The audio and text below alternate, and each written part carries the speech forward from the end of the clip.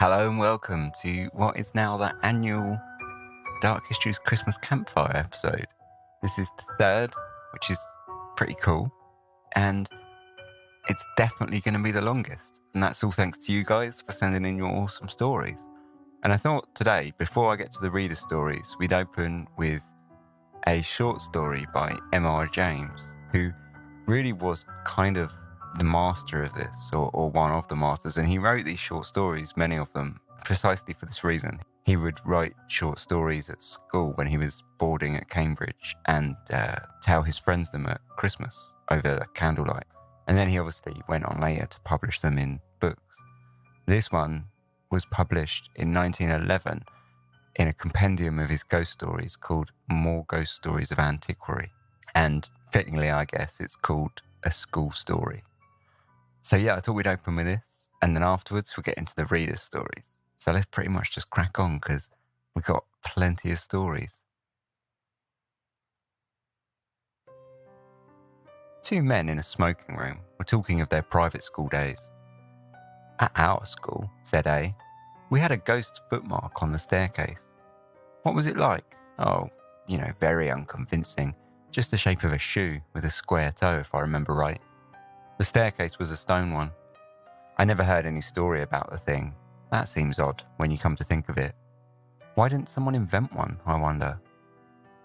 You never can tell with little boys. They had a mythology of their own. There's a subject for you, by the way. The folklore of private schools. Yes, the crop is rather scanty though. I imagine if you were to investigate the cycle of ghost stories, for instance, which the boys at private schools tell each other, they would all turn out to be highly compressed versions of stories out of books. Nowadays, the Strand and Pearson's and so on would be extensively drawn upon. No doubt. They were born or thought of in my time. Let's see, I wonder if I can remember the staple ones that I was told. First, there was the house with a room in which a series of people insisted on passing a night, and each of them in the morning was found kneeling in a corner and had just time to say, "I've seen it," and died. Wasn't that the house in Berkeley Square? I dare say it was. Then there was the man who heard a noise in the passage at night, opened his door and saw someone crawling towards him on all fours with his eye hanging out on his cheek. There was besides, let me think. Yes, the room where a man was found dead in bed with a horseshoe mark on his forehead, and the floor under the bed was coloured with marks of horseshoes also. I don't know why. Also, there was the lady who, on locking her bedroom door in a strange house, heard a thin voice among the bed curtains say, "Now we're shut in for the night." None of those had any explanation or sequel. I wonder if they go on still, those stories. Oh, likely enough, with additions from the magazines, as I said. You never heard, did you, of a real ghost at a private school? I thought not. Nobody has that ever I came across. From the way in which you said that, I gather that you have. I really don't know, but this is what was in my mind. It happened at my private school 30-odd years ago, and I haven't any explanation of it. The school, was near London. It was established in a large and fairly old house, a great white building with a very fine grounds about it.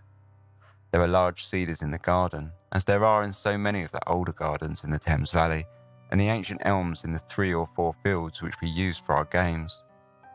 I think probably it was quite an attractive place, but boys seldom allow their schools to possess any tolerable features. I came to the school in September, soon after the year 1870, and among the boys who arrived on the same day was one whom I took to, a Highland boy, whom I will call MacLeod. I needn't spend time in describing him.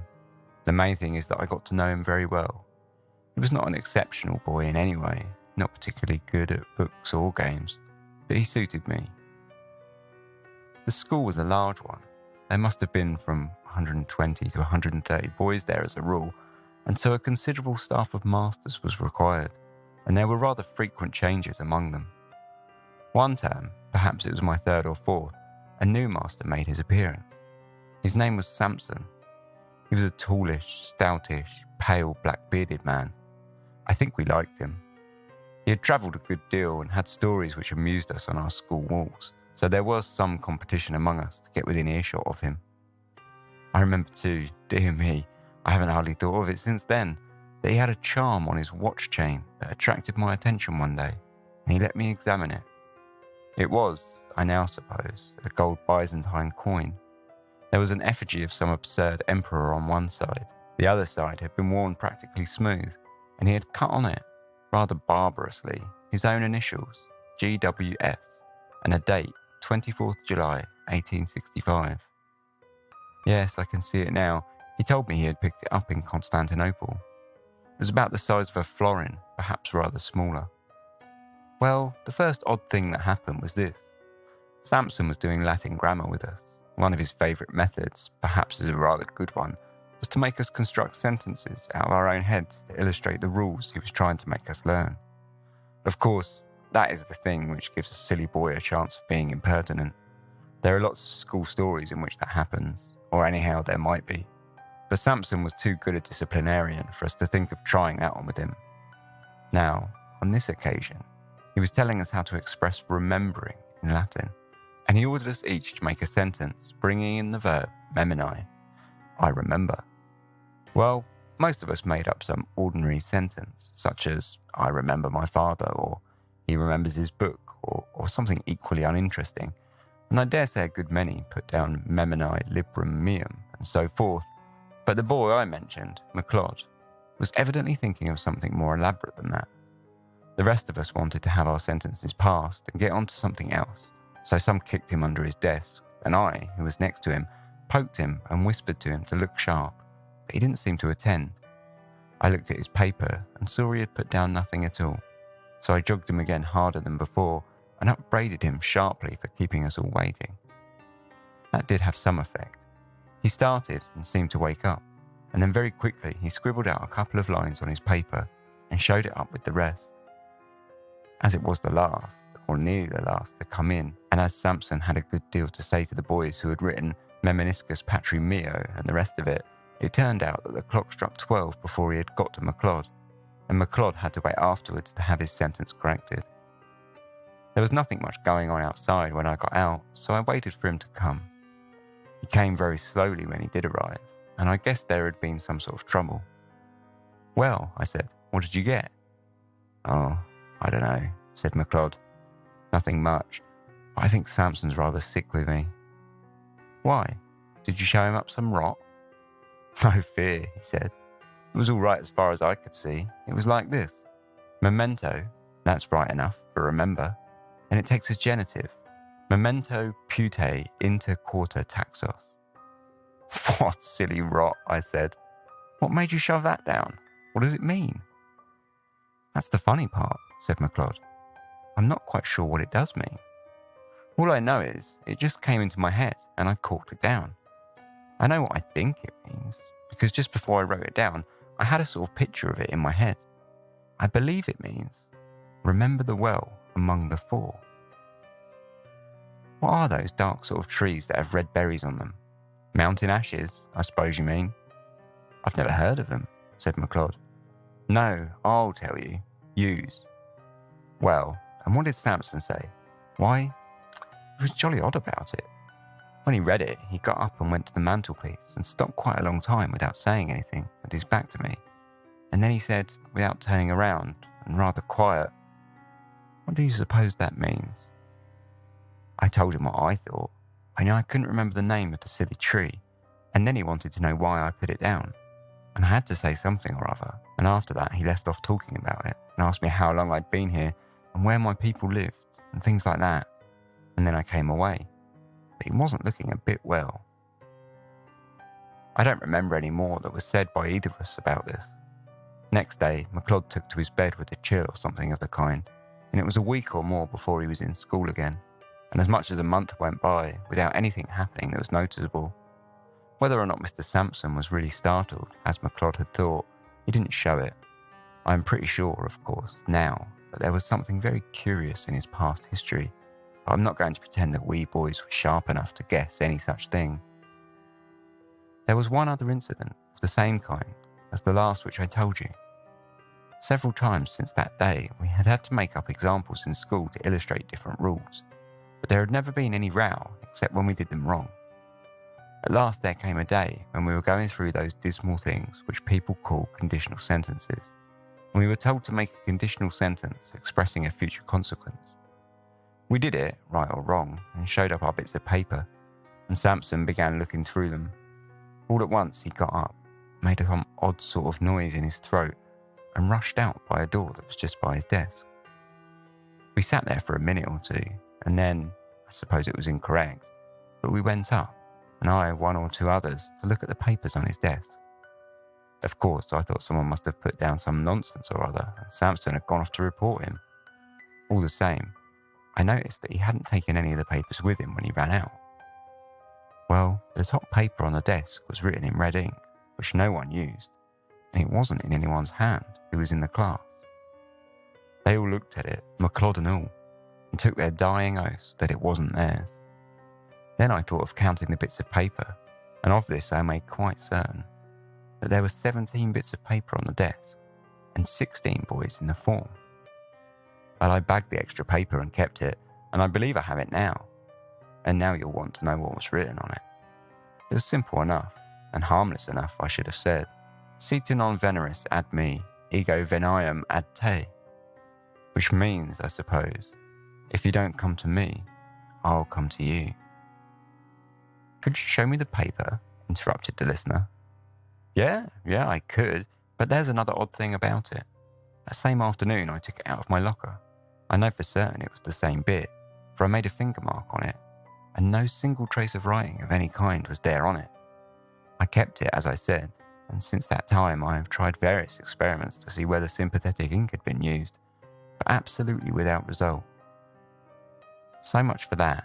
After about half an hour, Samson looked in again, said he had felt very unwell, and told us we might go.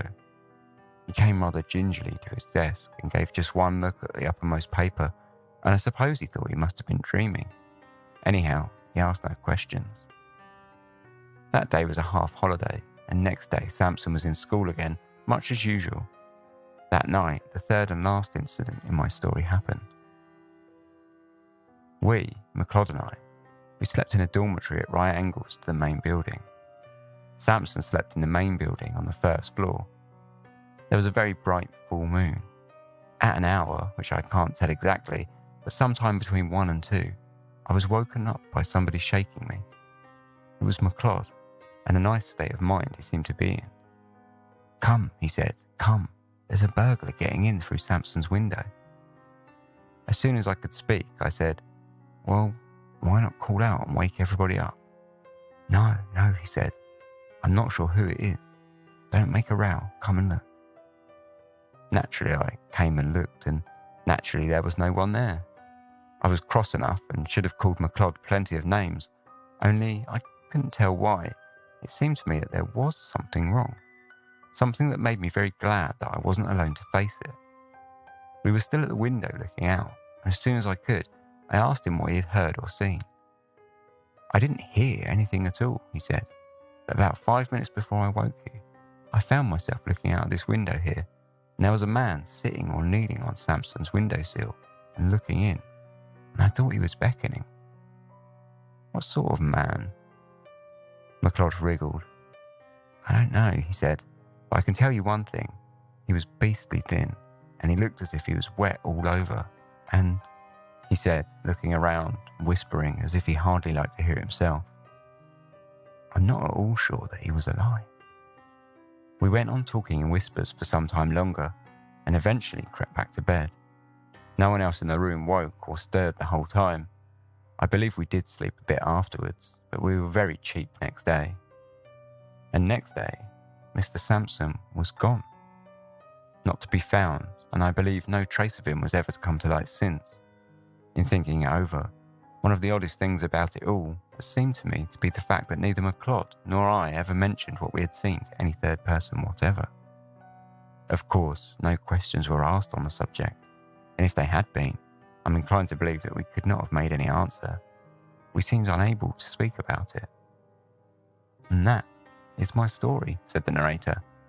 The only approach to a ghost story connected with a school that I know, but still, I think an approach to such a thing. The sequel to this may perhaps be reckoned highly conventional, but a sequel there is, and so it must be produced. There had been more than one listener to the story, and in the latter part of the same year, or of the next, one such listener was staying at a country house in Ireland. One evening, his host was turning over a drawer full of odds and ends in the smoking room, and he suddenly put his hand upon a little box. "Now," he said, "you know about old things. Tell me what this is." My friend opened the little box and found in it a thin gold chain with an object attached to it. He glanced at the object and then took off his spectacles to examine it more narrowly. "What's the history of this?" he asked. "Odd enough," was the answer. "You know the yew thicket in the shrubbery? Well, a year or two back we were clearing out the old well that used to be in the clearing here. And what do you suppose we found?" "Is it possible that you found a body?" said the visitor, with an odd feeling of nervousness.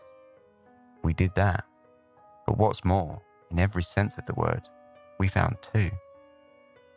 "Good heavens, two? Was there anything to show how they got there? Was this thing found with them?"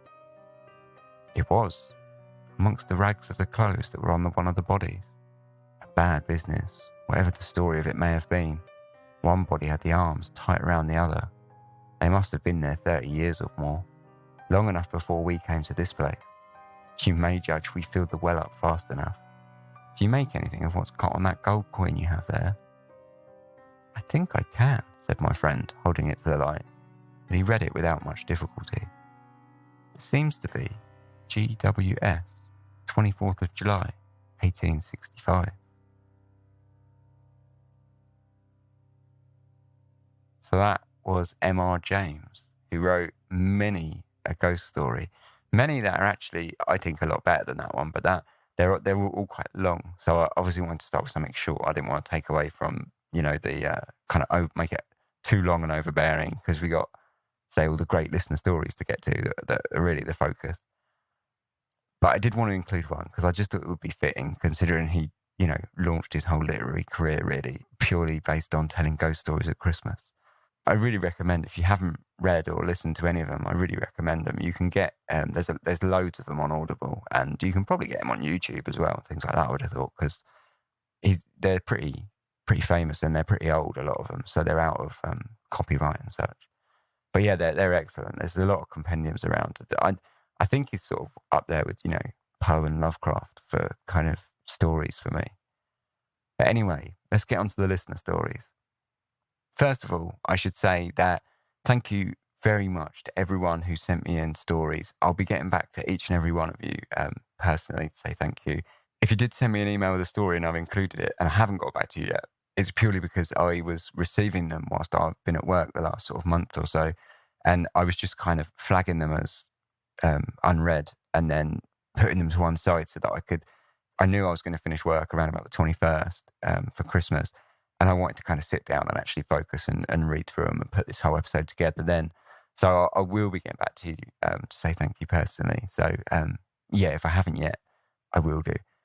But yeah, we had loads of submissions, which is amazing. The first one comes from Mark, and he titled it Boston, Massachusetts, 1966, The Voice from the Radio. The story I'm going to tell is true, as best I remember it. It's not a ghost story, and it's difficult to call it supernatural.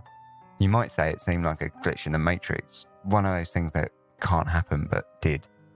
It took just a few seconds to occur, and it was rarely if ever discussed after it happened, but I've never forgotten it. And I'm confident that I'll be describing it as accurately as necessary, since it was over so quickly. In the summer of 1966, I was 11 years old, and had just finished the 6th grade, or school year. We lived in Jamaica Plain, a residential district of Boston, Massachusetts, USA. It's a neighbourhood of wood frame houses with narrow side yards that was developed from farmland after a railroad line from Boston south to Providence, Rhode Island was built in the 1830s. For British listeners, think suburban London perhaps. I had just started playing clarinet 2 years earlier at the local public school, conveniently located next to our house. The following year, I joined a marching band sponsored by my local Catholic church parish. We played concerts, marched in parades, and most importantly to us, entered competitions each summer. We practiced frequently throughout the year and were able to travel each summer on short day-long trips from Montreal to Washington, D.C. In 1966, we were scheduled to compete with other bands at the Veterans of Foreign Wars annual convention located that year in New York City. It was the first time away from home without my parents for me, and one of my first out-of-state trips. We were to travel from Boston to New York on buses and stay in a hotel, another first for me. The morning of our departure, my mother and I were in our kitchen at home, getting ready to leave for the church school and the buses. In the background, a man spoke on the radio. I don't remember whether he was a music DJ or perhaps was reading the news and weather reports. My mother and I were talking at the time, and the radio voice provided little more than an ambient noise in the background. I remember that I was sitting at the kitchen table while my mother stood across the room in the sink talking to me. My memory becomes clear when, during our conversation, my mother stopped to ask me whether I'd packed my lunch for the bus trip. Before I could answer, the voice on the radio said, "That's right. Have you packed your lunch?" In real time, it all happened in a moment, but there was a sequence to it. By the time the words from the radio sunk into my consciousness, the man's voice was back to typical radio speak, just as one would expect. And as I looked up at my mother, she was staring at me with a puzzled look on her face. I don't remember exactly, but one of us asked the other, "Did you hear that?" We agreed that yes, we had heard the man on the radio repeat her words that seemed totally out of place for his own monologue. I know we did discuss this curious happening soon afterwards, but it didn't become one of those family stories that got repeated through the years. Maybe it was because it was just the two of us, and maybe it just seemed so trivial in itself. I suspect that, absent of any kind of rational explanation for what we heard that day, we just couldn't make sense of it and let it pass.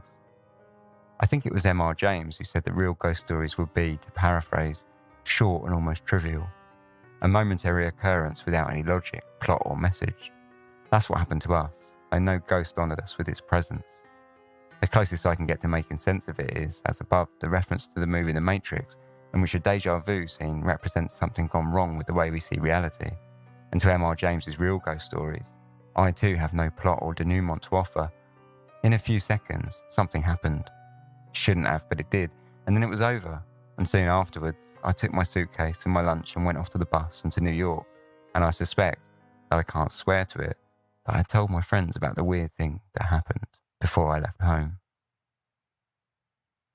Thanks very much, Mark. And it's incredible that Mark brought up M.R. James in that story, but I'd already decided to do M.R. James and sort of open this episode with an M.R. James story. I always seem to feel like when I do these episodes, there's these weird kind of, I think they call it like singularities or where. I mean, they're just coincidences, I suppose. But last year, I remember there was 2 or 3 stories from the exact same town in America, which is just bizarre. And this year, yeah, I'd already, like, since I kind of thought, right, I'm going to do this episode, I thought I'm going to include an M.R. James one at the start. And then the very first email I got, or you know, the very first story I put down was Mark mentioning M.R. James, which is just weird. But aside from that, I really like it. It reminds me of the Twilight Zone. It really reminds me of something that I would have seen, like on a Twilight Zone episode. I thought it was really, really cool, and it would have freaked me out for sure. In that, if that sort of situation was to happen, I wonder how much I would then find myself sort of doubting myself. Like, you know, did I hear that? And I can tell you a story actually that's sort of similar, and it all became clear later. But a little while ago, I was using my laptop, and I didn't know that the new Windows 10 did this thing where it pops up. When you play like a computer game, it pops up a thing that says, like, you know, you're playing a game, we're going to stop your notifications and such. And this like message come up on the screen saying you're playing a game. And it really freaked me out because I don't know, at the time, it almost felt like disassociation. I couldn't, you know, and then it had gone again. And I didn't know it was doing this. It really freaked me out. And I feel like it's that same sort of thing where you almost get like a disassociation moment and you feel like, that's weird. Did it really happen? Am I hallucinating? Did I hear that? Or, you know, did I see that? So yeah, anyway, I thought it was a great story. So thanks very much for sending it in, Mark. So next up, we got a story from Karen von Cripps, who wrote a nice email, which she prefaces by saying that she's only ever told this to the very closest of friends and family. So thanks very much for sending it in. We're now going to widen that net and tell it to the whole world. So thanks very much. I hope that's not too daunting a thought.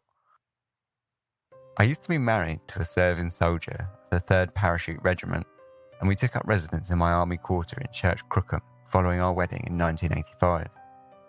I had served myself in the military prior, so I settled quickly into the life, and soon I was friends with many of the other wives and families, especially as I became the Avon lady for the estate. In May of the following year, I had given up selling Avon, and another wife, Fiona Saunders, had taken on the job. I knew Fiona only in passing, we had mutual friends, and would chat on the bus that took us to Aldershot, or when we met. The weekend of 10th and 11th of May 1986, we had been to a wedding of a friend of my husband's in Oxfordshire, which we'd enjoyed very much. A bit too much, really, and on Sunday the 11th we limped home, hungover and drawn, in the early evening and settled down to watch a film on TV. The film, The Abyss, we hadn't seen before, so stayed up to watch it, then went to bed. Monday began with the usual rush, and my 2 children, by a previous marriage, had to be taken to school, and my son to the play school that was on the estate. I turned the corner and saw another wife standing watching a tight group of police cars down the end of the road. She wouldn't tell me what had happened, but suddenly I just knew. It was Fiona, and something very bad had happened to her. Fiona had been murdered the night before, around 9 to 9:30 p.m. if I recall. I couldn't believe it, but I had no doubt that the crime would be solved. I learned Fiona's 2 little boys, just under school age, had come downstairs and found their mother dead and gone to get a neighbour. That day passed. I think none of us really felt anything but the weight of that murder. The sudden feeling of being unsafe, knowing that the estate was off the beaten track and so it was unlikely to have been an outsider. When the men were away frequently, it made us all lose our sense of security. But above all, we felt the awful circumstances of her death. That night I experienced the first strange occurrence. I fell asleep as usual, but I think I woke up, or at least I became aware of being in bed. But I got up and went downstairs and out the front door. I saw Fiona, and she was furiously battering on doors. I saw her fists beating doors and windows, shouting and screaming but making no sound. She saw me and ran towards me, grabbing my shoulders and shouting in my face. She was pointing furiously towards where she had lived. I think she was saying, "the woods." Behind her house was a copse of trees that bordered the estate from the farmland beyond. She was crying, her furious face was wet, and she was staring into my eyes, trying so hard to make me understand. But beyond thinking that she was gesturing towards her house and saying, "the woods," I couldn't grasp what she was trying to tell me. I began to cry and I touched her face and said, "I'm so sorry, Fiona." Suddenly I was back in bed, awake and in tears. I went downstairs and looked out, but all was quiet and empty. I was so sure that it had happened. Someone had suggested to me that I experienced lucid dreaming. I'm not sure, but I actually had cold feet as if I'd not been in a warm bed, but outside, barefoot. I dreamt of her again a few nights later. She was not furious now and was calmer, just so very, very sad. She was sitting on my step. "They've missed something in the woods," she said, and this is all I could work out as once again she spoke but made no sound. The police came round every day asking questions about selling Avon that she had taken over from me.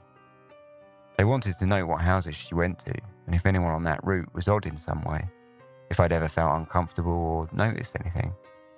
Actually, there was one person I knew. I tried so hard to help them. I listened to what the other wives said, went to mutual friends to see what the feeling was with them. I wanted to find Fiona's killer, or rather, have the killer found. A few weeks after this, my husband went away to Cyprus for 6 months, and soon after, my children and myself went there for 8 weeks. I needed the break, plus living there was not so good anymore. The murder shadowed everything. I was more secure than others as we had a shotgun that I knew how to use, and having army experience, I don't think I would have hesitated to use it. Anyway, the trip to Cyprus was very needed for us all. I returned when it was almost September. I found the police still questioning people, including me, although I told them everything I could possibly think of.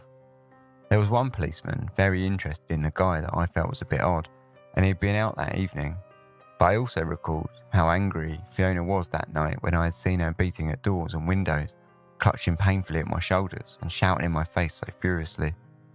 I couldn't help but think her killing had begun in terrible anger on both sides.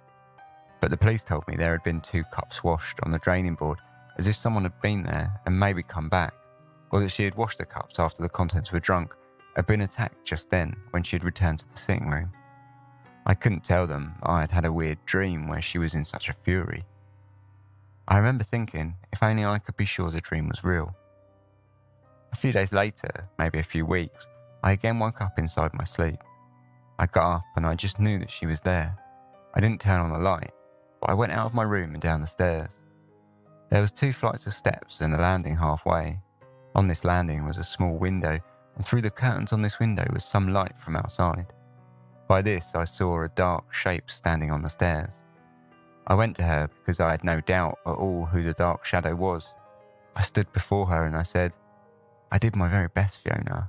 I'm so sorry." She silently put her hand in mine, and I felt what I thought was dry twigs in my hand, like ash, I thought. In the morning, I took the children to school and went to the shop on the estate. While there, another wife said to me, "Have you heard? Fiona was cremated yesterday."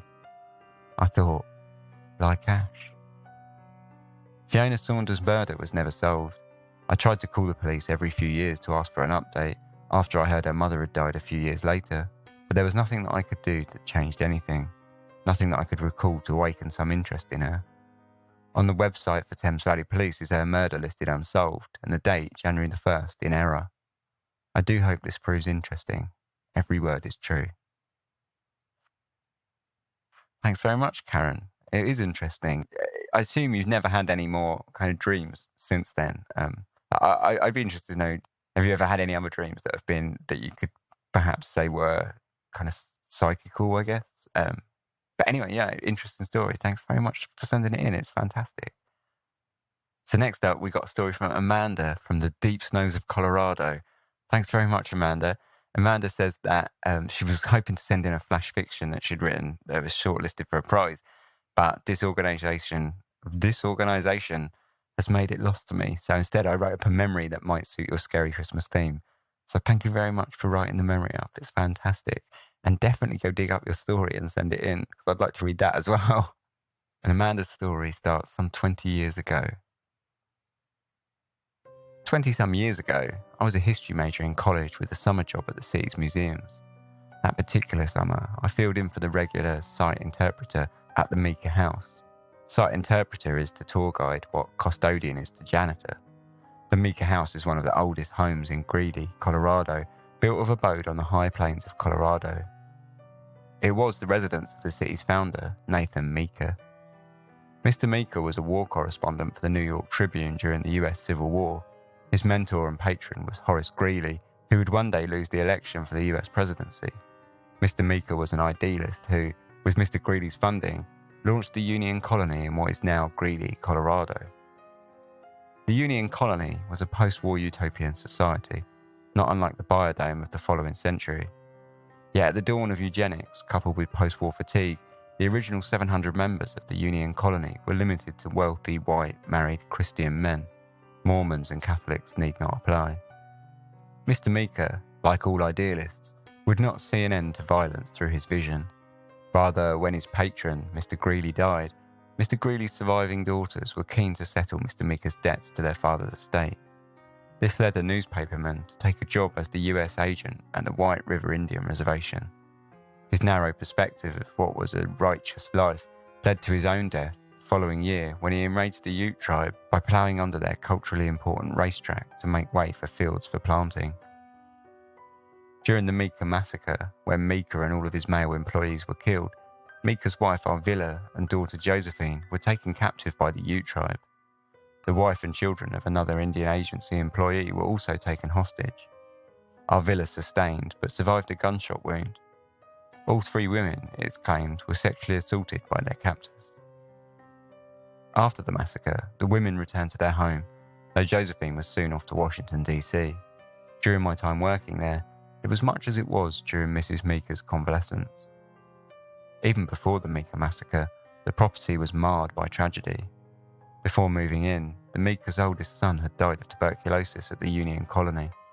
Their grandson drowned in a well, and their daughter Mary died in childbirth on the 2nd floor of the home. Even Josephine, after surviving captivity with the Ute tribe and refusing the proposals of her captor, died of pneumonia in Denver after returning to Colorado. Later, the eldest daughter, Roseanne, died in the mental asylum after being homeless on the streets of the city her father founded.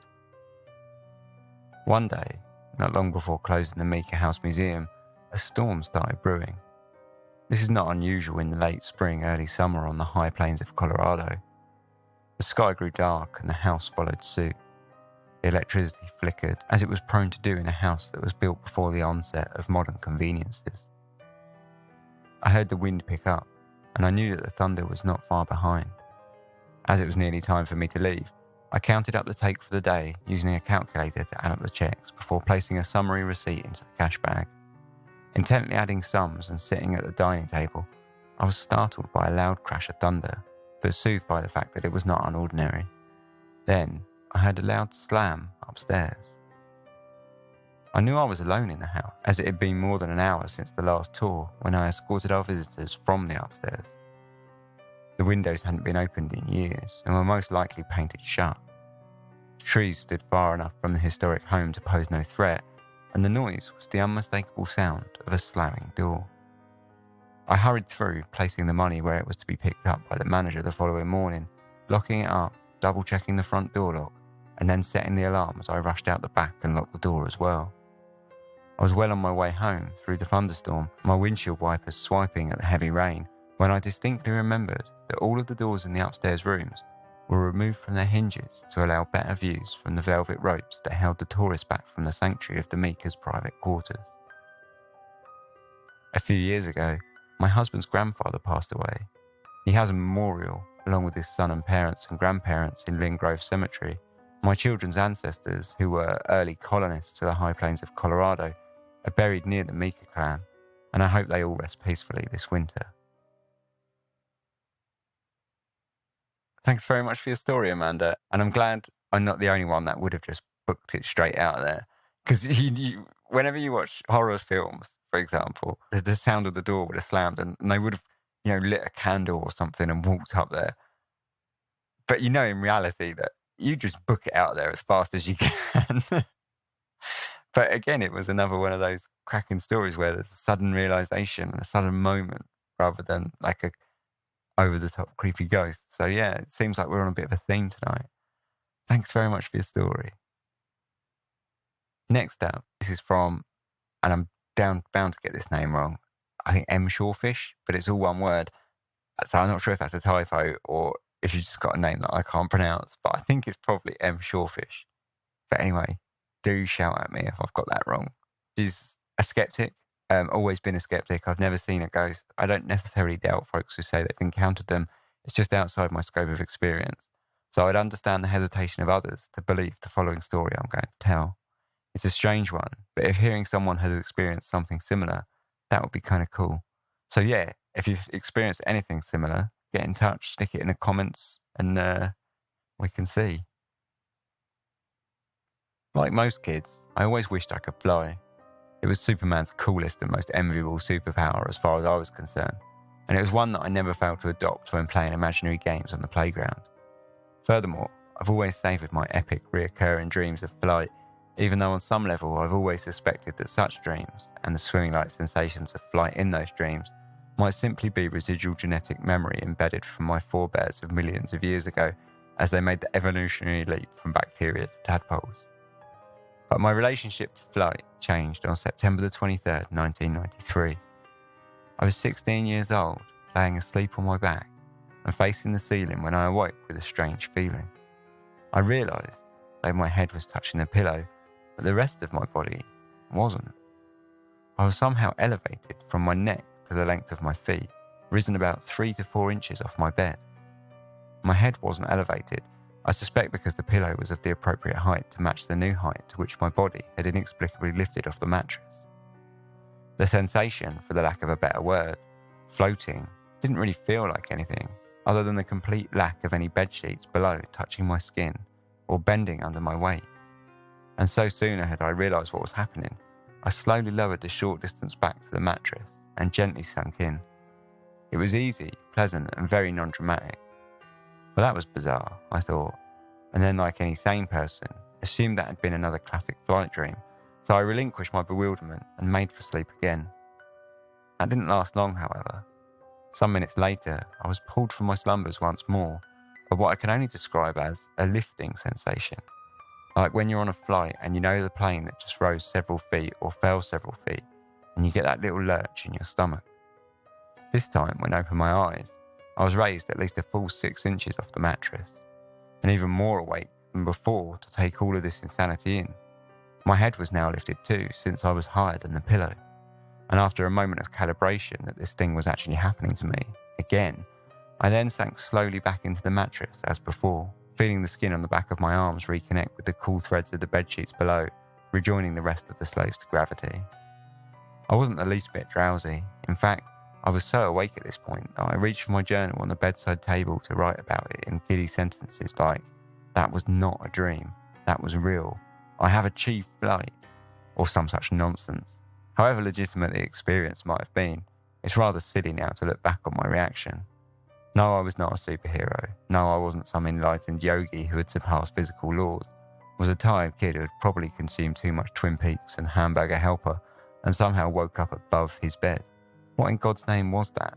And why me?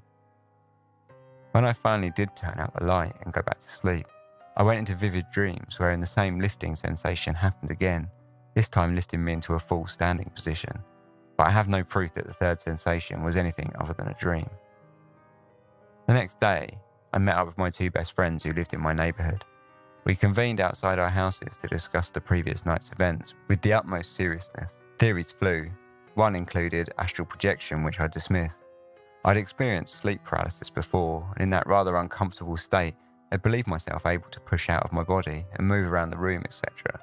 But in contrast, that differed greatly since paralysis was a rather uncomfortable sensation, with an underlying feeling of crippling horror, straight out The Haunting of Hill House. I also felt it entirely possible to write that off as a dream as a result of too much caffeine. This, I told them, was different. This was a physical lift. Throughout, I was incredibly at peace. One friend offered an alien abduction theory, and for a while I entertained the vague possibility that little green men had taken an interest in me. But the levitation hasn't happened again in almost 30 years. So if it the Greys or the Greens or whatever they are that were indeed behind this, I must have been their one-night stand. One last footnote to this story. Exactly 2 years later, on September the 23rd, 1995, another unique experience, which is no less bizarre and unbelievable, happened to my girlfriend. She awoke locked within her own very first sleep paralysis to the feeling of being watched. Opening her eyes, she beheld the spectre of a serpentine dragon floating above her bed. As one might imagine, she didn't exactly want to look at this thing just hovering there, and so she turned away toward the doorway of her bedroom. There she saw a spotted brown and white horse just standing there. It walked over to where she lay unable to move and whispered in her ear. Then she felt a breath pass over her whole body and an angelic voice say, "I love you," and she fell back to sleep. The next day we spoke over the phone from my dormitory in New York City, and I couldn't believe it was exactly the same day, December the 23rd. She had already asked her uncle about the experience that was unlike any dream or waking experience that she'd ever had. It was perhaps this uncle who suggested a correlation between her dream and our respective birth years on the Chinese zodiac, and it turned out he was right, as we learned that my girlfriend was born in the year of the horse, and I was born in the year of the dragon. Chinese zodiac, levitation, visions, astral projection, I suspect it all sounds absolutely bonkers, and I fully relate to any skeptics, but to this day I regard the date of September the 23rd as suspicious, and still wonder if, just for a moment, my childhood dream of flight came true. So thank you very much for your story. Did you ever wonder if it was, because in a sense that's the sort of classic scene of someone hovering above the bed from something like Poltergeist. Did you ever wonder if it was, I suppose you said, because you said you felt quite comfortable and relaxed, but did you ever wonder if it was like any other kind of paranormal force that was lifting you up? Because that would play on my mind, I think. Moving on, we got a story from Tim. And Tim says, "I have a ghost story to submit for your end of year podcast. Not scary at all, not even that weird, but it's always stayed with me. If it's always stayed with you, Tim, that's enough. Here we go. My parents were very different people. My father was a seeker, always reading up on various phenomena. His main thrust at the time was UFO lore, having even conducted research on the subject for the RAND Corporation in the 1960s, but he was also very interested in alternative spirituality as well. My mother, on the other hand, was a pretty down-to-earth Catholic, with no interest whatsoever in paranormal matters. She wasn't a hard-nosed skeptic, she just wasn't interested. I don't think she put any more value on it than on fairy tales. In the early 1970s, we were living in a smallish farmhouse, with both parents kept very busy by the constant work involved in farm life. I'm not sure how old the house was, but I'd say it was built in the first third of the 20th century. On one occasion, in the small hours of the morning, Mum was lying awake in bed and saw what she described as a group of people fade into view in the far corner of the room. She said they looked like a family and seemed to be gathering for a photo. She described their clothes and style as being quite old, but I never pressed her for more details on their number and era. And then they kind of stood there for a while, and then they were gone. She told my father about it the next day, and he was very excited, as I would have been. All my life I wished one of those random UFO sightings or ghost appearances would happen before my eyes, but no such luck, so I can very much imagine Dad's frame of mind. She had urged Mum to wake him if she ever saw them again, so that he could share the experience. So the next time she saw it, she woke him gently. His response, with his eyes squeezed shut, was along the lines of, "God damn it, isn't it enough that I work all day? Can't I sleep through the night? Grumble, grumble." So Mum shrugged it and let it go, and my dad missed his chance to have a benign supernatural encounter from the comfort of his own goddamn bed. I think she may have seen them another time or two, but no more after that. And that was the sum total of her supernatural experience. Poor Dad, I feel his pain. So that's my story. Not the kind of thing that's going to keep anyone up at night, but it's always amused me. I wouldn't be offended if you don't read this on the show, of course, but I hope you enjoyed it. I definitely get a ton of pleasure from your work. The podcast, not the ladies' hairstyling, although I'm sure that is great. I'm a bald dude in the Chicago area, so that's a little less relevant for me. Thanks for all you do, and I hope you have a very happy Christmas. Maybe next year I'll send a tale of my strange little Ouija board experience. Thanks very much, Tim, and Merry Christmas to you too. And yeah, I'm sure the ladies' hairstyling's of a lot less interest to most people. But yeah, I really liked your story. It reminded me of The Others, the film with Nicole Kidman in it, actually, with the family that's kind of living in a house and they're just kind of getting on. It reminded me of that. And I think your mum did quite well not to batter your dad in his sleep, to be honest, because I think I would have. So yeah, thanks very much for your story, Tim. Next up, we got Nathan, and he says, "I love your podcast. I think the Christmas special is my favourite episode every year. Love hearing everyone's stories. So here's mine." Thanks very much, Nathan, and I think I'm prone to agree. When I was in high school every year in the fall, my church youth group went on a weekend camping trip to French Creek State Park. It's in Berks County, Pennsylvania. In my sophomore year, one night at dinner, a group of us were joking around with some of the leaders, and somehow the topic of teabagging came up. My older brother, two of my friends and I were all bunking together in the same cabin. We decided it would be funny to prank the leaders, so we each pocketed a tea bag from the kitchen after dinner. That night, after everyone went to their cabins, we snuck down to the leader's cabin and attempted to sneak in and drop a tea bag in their face. The cabins are all old and in rough shape, so the door made a pretty loud sound when opened and woke everyone in the cabin up. We all just threw our tea bags at someone in the room and ran back to our cabin. At this point, it was after midnight, but we got back to our cabin and expected some type of retaliation. The cabin we were in was 20 feet square. Each corner had a bed frame with a piece of cardboard to protect your sleeping bag from the springs. The walls had windows that started at about your waist and spanned most of the wall. There was no glass, only screen mesh. The door also was a wood frame covered in mesh. The doors had a spring that required a tug to open, and they wouldn't shut all the way unless you let them slam or pushed it shut. If you were standing in the cabin facing the door, the sleeping arrangements had me in the right corner, right next to the door. My friend was in the bed to the left of the door. My other friend was back left corner, and my older brother was back right. My friend, sleeping in the bed by the door, fell asleep right after we got back. The rest of us were sitting in bed talking and looking out for anyone coming. Now, the three of us had all grown up in families that were big-time hunters. We had all spent plenty of time in the woods at night or in the early morning hours. The moon was full and there were no lights around, but our eyes were adjusted and could see fairly well. Not long after returning to the cabin, we all heard something moving outside. Assuming it was the leaders sneaking up, we began looking out for them. The large windows gave us pretty much a 360 view. The front of the cabin was facing a large path that ran through the site. Back was in the woods. We continued to hear something circling our cabin and began seeing shadows darting in the woods. The shadows were too small for a person, so our first thought was the animal. Whatever it was kept circling the cabin, but never went out to the path where we would have got a better look. Also, what had originally been one now appeared to be multiple shadows circling the cabin. They also seemed to be jumping about, stopping and then starting some distance away without any sign of movement between the two areas. By this point, this obviously wasn't a retaliation run, and we were all also trying to convince ourselves it was animals, but that was quickly failing. To enter the cabin, there was a gravel patch with 2 cement steps. I heard a step in the gravel and a scuff of a shoe on the step.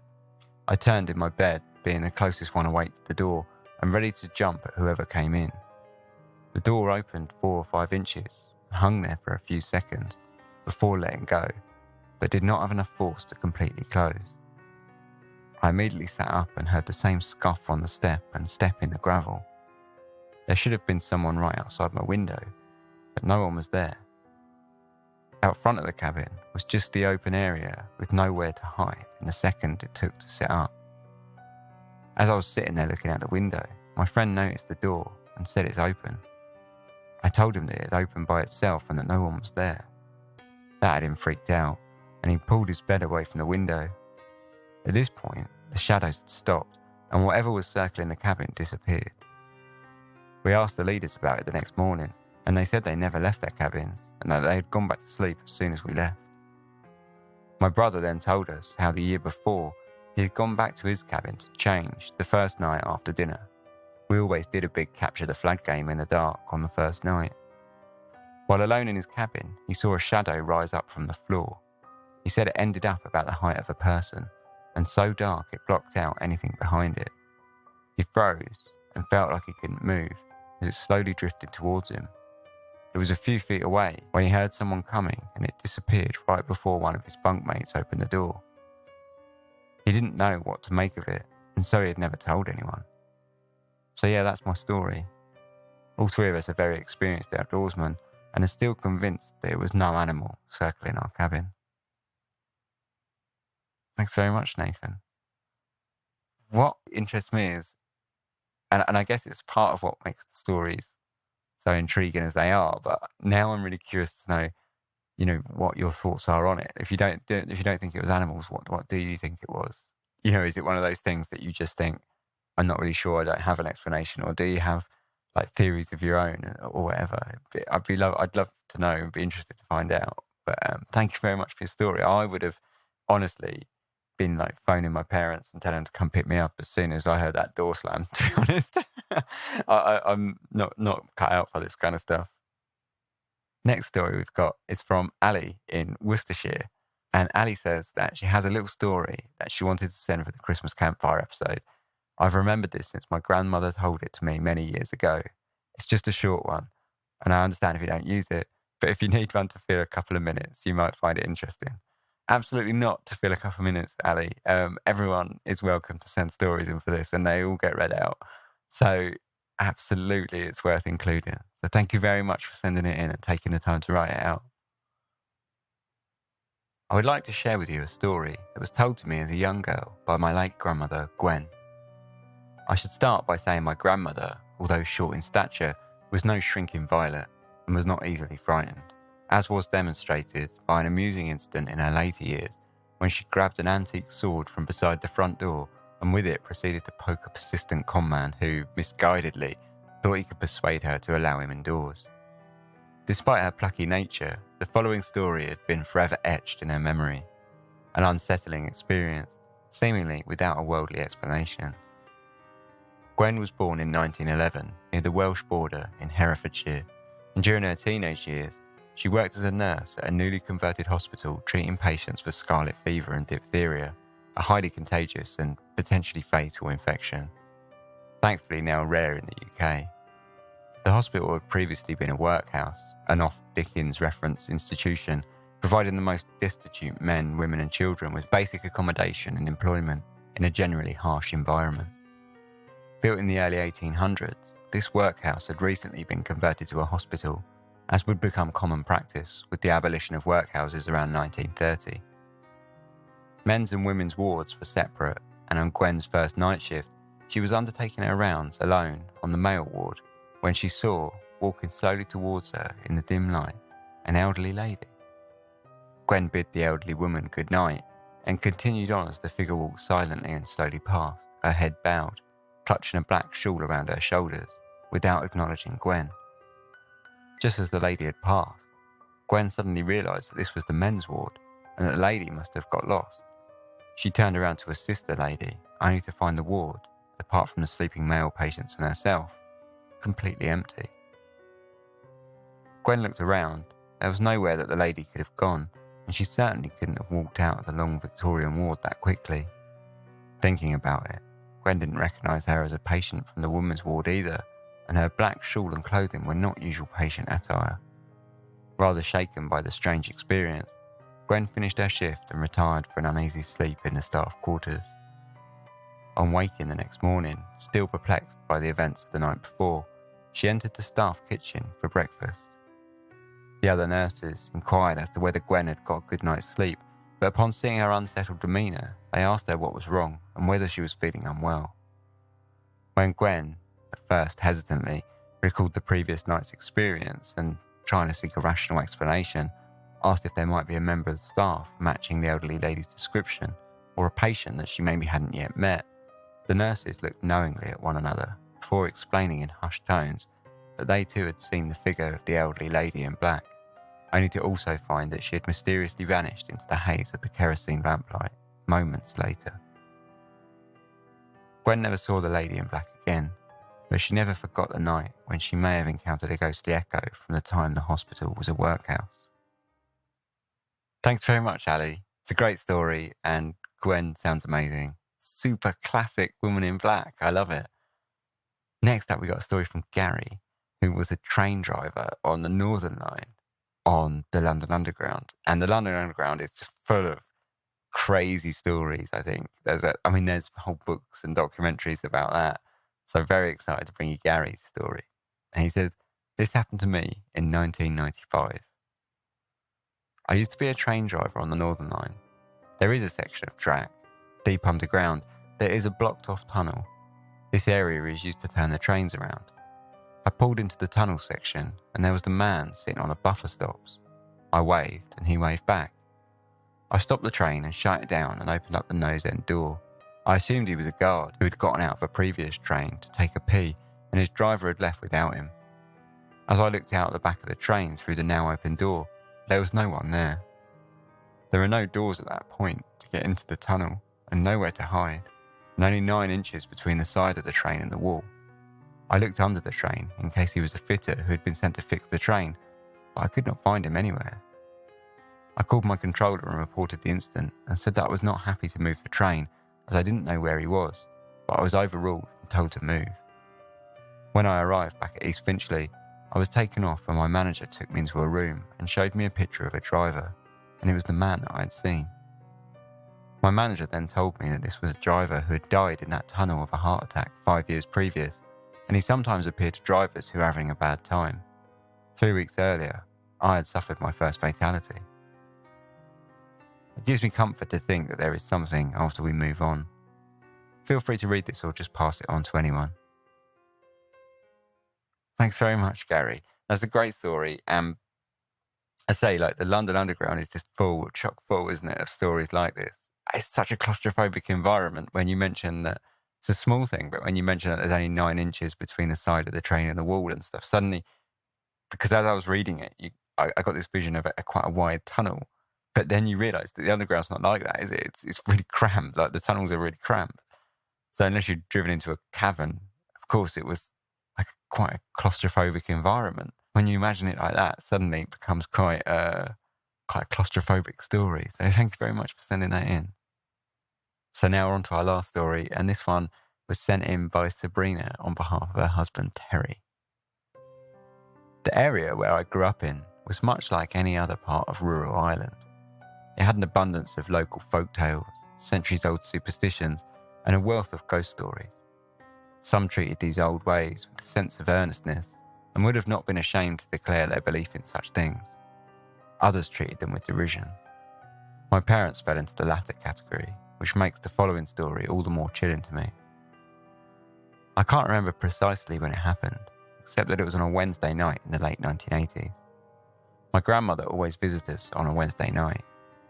She would walk the 1-mile journey from her house to where we lived, spend several hours with us, and then, when it was dark, would be driven back to her home by my parents or by one of my older siblings. On the evening in question, it was my mother's turn to make sure my grandmother got back safely. So both of them got into the car and they drove off towards her house. The weekly family routine was drawing to its usual conclusion, except that this time there was a twist. When she returned from her 2-mile round trip, my mother rushed through the front door and threw her arms around my father. She was startled and barely able to speak. Eventually, once she had settled, she explained what had happened. It turned out that the first half of the journey had gone without a hitch. My grandmother made it home, they waved goodbye, and my mother headed back along the usual route. However, on passing an old 19th century farmhouse, things took a most unusual turn. It was at this point that she looked into the rearview mirror to see a man sitting in the back seat of the car. Shocked at the sight of the mystery imposter, she began to pray.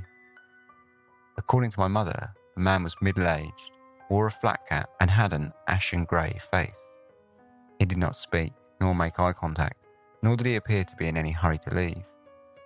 Many of us have experienced one of those moments where we think we've seen something in the corner of our eye, only to realise on a second glance that there was nothing there. Yet my mother claimed that the figure in her car remained there for around 20 to 30 seconds. During this period, she said that she moved her eyes from the rearview mirror to the road ahead and back again, but the still and silent man wearing the cap remained in the same place. And then, once she turned left onto the road where our house was situated, she felt a light breeze run through the car and the figure was gone. A few years later, my mother told me that she had let my grandmother know what had happened to her as she drove home that night. My grandmother's reaction was not one of surprise. Far from it. Indeed, she said she knew the name of the chap with the ashen grey face. He was, she claimed, a member of the family that lived at the farmhouse my mother had passed on her way home, the point at which the figure had appeared. Apparently, he drowned in an accident at sea many years before, and his spirit is said to haunt a room in the farmhouse. And that's where the story ends. My mother and grandmother have long since passed away, although the family of the man said to have been the figure in the back seat of the car that night still live at the same farmhouse. Very little was changed about the building, or indeed anything else along the road that my mother had took home that evening. I like to think of myself as a rational and logical individual who has little tolerance for superstitious nonsense, but then so was my mother. I still get a chill passing that farmhouse. I always will. Thank you very much for your stories, Sabrina and Terry. And thank you very much for listening. Thank you everyone for listening throughout all of 2019. Thank you so much for all your support you've given me, whether that have been financial through Patreon or just by downloading and listening to the show, getting in contact, sending books, just being a part of Dark Histories. Thank you very much for all that you've done. Next year, we're going to be starting season 4 in the first week of January, which is very exciting. I've already got episodes underway for that. So onwards and upwards. Thank you very much again for listening. That's the end of our Christmas Campfire edition 2019. I want to wish you all a very Merry Christmas and a very happy and healthy New Year for you and your loved ones. I also want to give a quick shout out to my great aunt Pat, who apparently listens to the podcast. Thanks very much for listening, Pat. She's proper East London. Great lady. Thanks very much for listening. Happy New Year. Merry Christmas, Pat. Cheers. Sleep tight.